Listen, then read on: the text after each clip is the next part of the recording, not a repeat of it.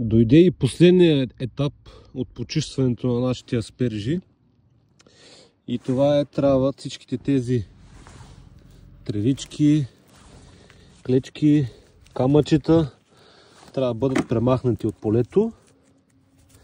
И с това приключва почистването на нашите аспержи.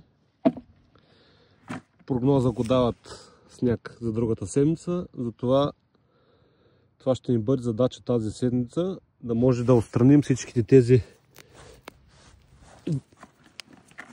неща от полето, за да могат да ни пречат, когато дойде вече времето за обработка, рано на пролет.